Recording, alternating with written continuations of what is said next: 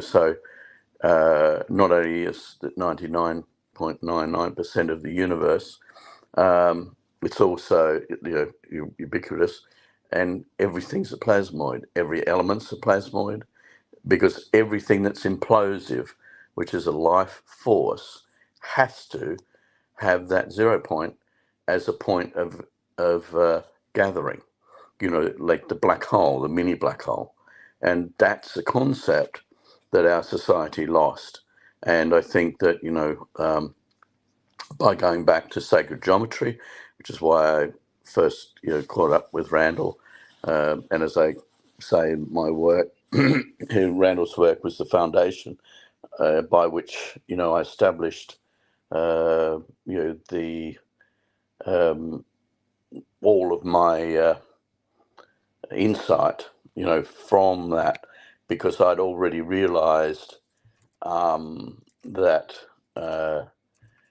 all of the sacred structures in the world, pre-flood, all worked on the basis of the knowledge of the plasmoids and a knowledge of what Bob Green has been working on with the Mark Fleischmann Memorial Project.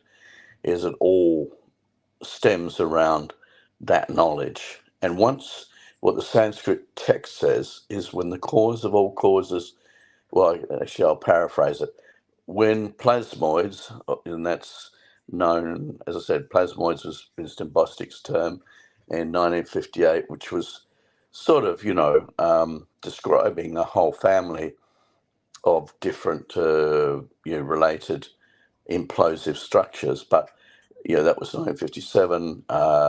Ken Shoulders called them exotic vacuum occurrences, EVOs. If you go back to King Solomon, he called them the Shamir. If you go, that's, say, as I said, 3,000 years ago plus. And then if you go back to Enoch, you're talking about,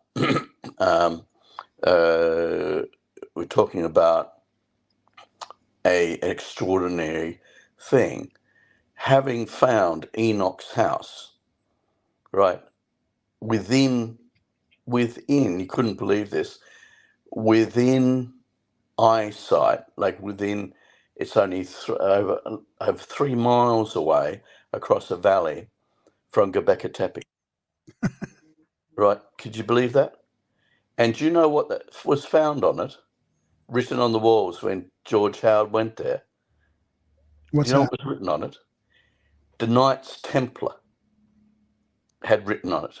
This is a structure that was unknown, right? That was huge, because there's 500,000 tons of rock with no, I'm a miner. There's no road, right, or anything that gives you a clue of where that 500,000 tons went to. It's gone.